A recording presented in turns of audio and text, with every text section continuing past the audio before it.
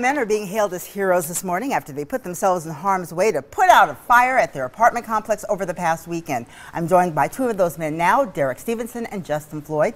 Thank you for being here. Thank you for having us. Take us back, just share the story to those moments. I was just telling them before this got started, my brother's a firefighter and he doesn't run into burning buildings anymore. I mean, you guys, you did some amazing stuff. Let's start with you. Well, you know, there's a lot of kids and adults, elderly, just everybody around there, and nobody wants to see anybody get hurt.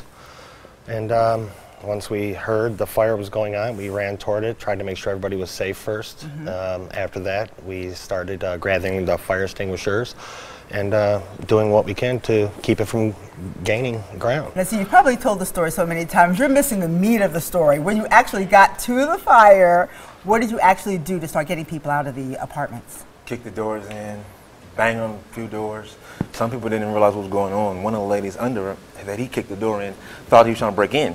Oh, no. No, in reality, he was trying to save your life. Right, yeah. So we actually missed the main fire extinguisher right there because it was so dark, but we got all the rest of them around. Right, yeah. How intense were the flames? How big was this fire? It was big. It started on a couch outside the window. It grew fast. I mean, by the time we seen and looked at it and got across to it, it had already begun to grow. Once it got through the window glass and into the blinds and the TV onto the carpet, it really started to take off. Yeah. We had thoughts for a minute of going inside to make sure nobody's out because we were yelling, but there's a lot of sound we couldn't hear, we couldn't see. But glad we didn't. She was already out, and so we just tried to knock down as best we could. Now, you guys aren't just your ordinary guys just standing around. You got a little bit of a background here, some military training. Tell us about that.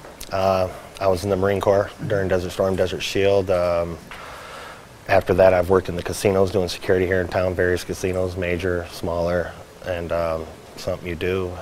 And just happy everybody got out okay. That was the main point. There's a lot of kids there, and everybody loves the kids. Yeah, and your training?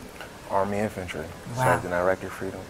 Got back, did security as well, only in Indiana. So protect and serve is really in both of your hearts and both of your spirits. Yes, ma'am. Right. So what are the folks saying now in the aftermath of this fire? What are you hearing from your friends and neighbors? They're happy. Yeah. They're happy. They still have a home. They still have most of their belongings. And we got some cookies coming from one of them. That's fantastic.